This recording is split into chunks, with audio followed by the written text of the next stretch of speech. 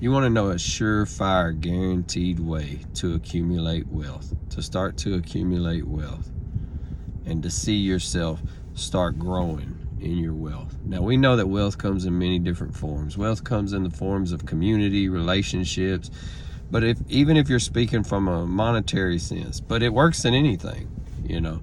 But if you're speaking from a, you know, an assets, monetary sense, some might say, well, you need a good education, you know. Well, there's plenty of educated people who are broke. Some say a good trade. There's plenty of people with a good trade that are broke. But the thing is there's one way that I've seen over time for sure that is a guaranteed way. And I'm going to tell you, I mean, it's because God's not a liar. So you can believe what he says. Now, I know that you might start to think I'm going to talk just on tithing, but this applies to people who are not even believers.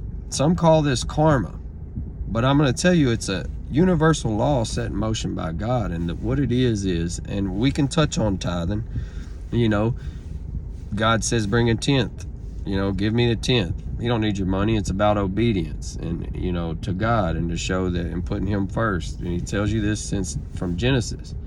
But if you look over in Luke chapter 6, verse 38, Jesus says, give and you shall get.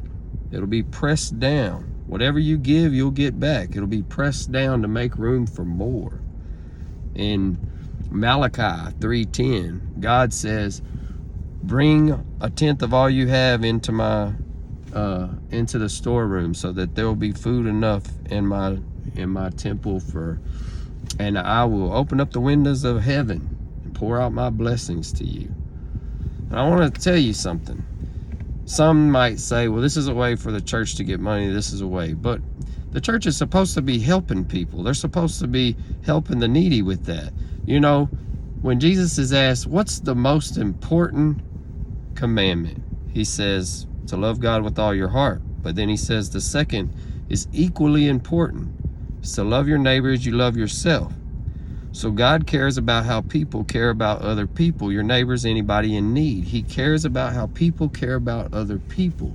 So in saying that, even people who don't believe in God but are out there helping other people, they tend to become wealthy, financially wealthy. The more they give, the more they get. I'm going to tell you a story. This story is about a boy who came from England. It's a true story. And I believe it was 1798 and right before 1800. And he was in the early 1800s. He's in New York, but he told the boat, he had everything he owned in a little bundle. And he told the boat captain there, he was from England, if he gave him passage, he said he promised to give 10% of everything he made. He vowed to give 10% of everything he made to God and to work hard. And he gave him passage, this teenage boy. He gets to New York. He goes to work for a soap boiler. And he works hard. And remember, he didn't have anything. He's an apprentice for a soap boiler. He eventually starts his own starch and soap company.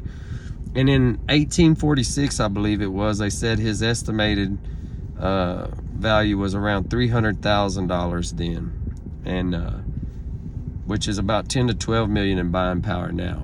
But see, the interesting thing that he did is the more his money increased, the more he gave. At first he was given 10% tithe, then he gave 20, then he gave 30, and eventually he vowed to give 51% of everything he made to charities and to God and to charities and so on. 1% more than what he kept for himself. So his wealth continually increased. And in 46, he had what was equivalent to 10 to 12 million dollars today. You might have heard of him. His name was William Colgate, and his toothpaste is from that same company. His heirs don't own that same company today. But the point is that he accumulated a lot of wealth and he had nothing. And what was the main ingredient? was to give. Some people call this karma. Some people call this different things. But I promise you this, whatever you give, you'll get. If you give money, you're going to get financial gain. If you give, blessings will come your way. If you give time, people will give you time. If you give encouragement, you will get encouragement. If you give negativity, you're going to get negativity. What you give is what you'll get. God doesn't lie. Even the non-believer gets it. Even if they don't believe in God, but they're giving and helping people, God cares about how you help people. And they can refer to it as whatever they want, but I'm telling you, when God says something, it's what it is. So pay attention to that and look around and notice people that give a lot to charities and give and look at how they're doing.